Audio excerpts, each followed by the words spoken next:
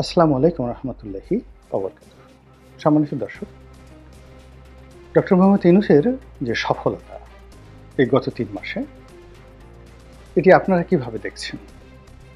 তিনি কোন ক্ষেত্রে সফল হয়েছেন, কোন ক্ষেত্রে ব্যর্থ হয়েছেন, এটা নিয়ে আপনি ভাবতে থাকুন। কিন্তু এই সময়ের মধ্যে যদি আপনি তার যাকে বলা হয় অসহায়ত্ব, তার ব্যর্থতা এবং আগামী দিনে তার যে পরিণতি, এই পরিণতির কথা আপনি আ অনুমান করতে চান, কি ঘটতে যাচ্ছে? তাহলে আপনি তার চেহারা, সুরত, পোশাক-আশাকের দিকে তাকালেই বুঝতে পারবেন। মূল ব্যাপার হলো প্রকৃতির একটা বিষয় আছে। আপনি খুব ভালো খাবার-দাবার খেলেন, আপনার মধ্যে একটা উৎফুল্লতা কাজ করবে।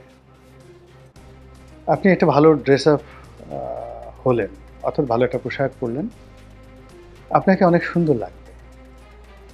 আপনি ক্ষমতা পেলেন, নতুন বিয়ে করলেন, সুখী দাম্পত্য জীবন আপনার রয়েছে। আপনার ছেলে সন্তান খুব সফলভাবে আ মানুষের মতো মানুষ হয়েছে এবং আপনাকে গর্বিত করেছে। আপনার চেহারার মধ্যে এক ধরনের জৌলুস চলে আসবে। আপনার বয়স যত বাড়বে, আপনার চেহারার উজ্জ্বলতা তত বৃদ্ধি পাবে। এবং আপনি দেখবেন যে পৃথিবীর যত বিখ্যাত লোক, যত বৃদ্ধ হয়েছেন, ততই তাদেরকে আলোকময় মনে হয়েছে। মনে হয়েছে নূরের একেবারে রোশনি, জিল্লতি তার ভেতর থেকে বেরোচ্ছে। আমি অনেক আ বৃদ্ধ লোককে দেখেছি। তারা প্যারালাইজড হয়ে গেছেন, বিছানায় পড়ে আছেন। কিন্তু তার চেহারা থেকে নূর বেরোচ্ছে। অনেক লোক এতটা বার্ধক্যের কবলে পড়েছেন, তারা হুইলচেয়ার করে ঘোরাফেরা করতে হয় তাদেরকে। ৩-৪ জন সহকারী লাগে। কিন্তু সামনে যখন মাইক দেয়া হয়, তাদের কণ্ঠ থেকে মনে হয় যেন গম করে আসমানি আওয়াজ বেরোচ্ছে। একজন লোকের নাম আমি বলি। আপনারা সবাই হাফেজজি হুজুর রহমাতুল্লাহ আলাইহির নাম শুনেছেন। কওমি লাইনের খুব বিখ্যাত আলেম ছিলেন।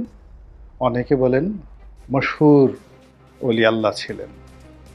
জিয়াউর রহমান সাহেবের বিরুদ্ধে বটগাছ মার্কায় প্রেসিডেন্ট নির্বাচনে তিনি দাঁড়িয়েছেন।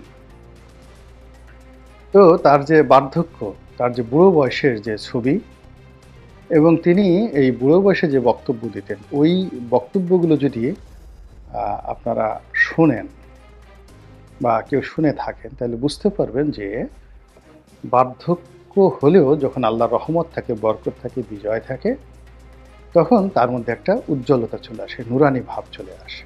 এই গেল একটা আধ্যাত্মিকতা। আরেকটা হলো রাষ্ট্র ক্ষমতা। আপনি রাজা হন এবং রাজা হওয়ার পর আপনি খুব সুন্দরভাবে রাষ্ট্র পরিচালনা করছেন। হন আপনি হিন্দু, বৌদ্ধ, খ্রিস্টান কিংবা যাই হন না কেন, আপনি সিংহাসনে বসে চমৎকারভাবে রাষ্ট্র পরিচালনা করছেন। আপনার চেহারার মধ্যে একটা রাজসিকতা চলে আসবে।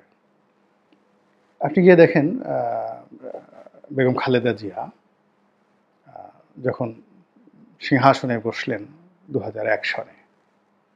তো ২০০১ সনের আগে আপনি দেখবেন যে তার চেহারা নষ্ট হয়ে গিয়েছিল আওয়ামী লীগ জমানাতে। কিন্তু ক্ষমতায় বসার কদিন পরে তিনি তার উজ্জ্বলতা ফিরে পেলেন। শেখ হাসিনার অবস্থা একই। জেলখানা থেকে বেরোলো বিধ্বস্ত সেই সময়টাতে। এরপর ২০০৯ সনে মানে ক্ষমতায় তিনি বসলেন।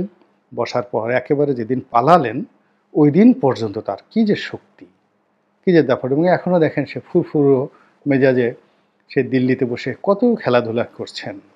চাণক্যের সে কত নিয়মকানুন তিনি সেখানে প্রয়োগ করছেন, লোদি গার্ডেনে ঘুরে বেড়াচ্ছেন।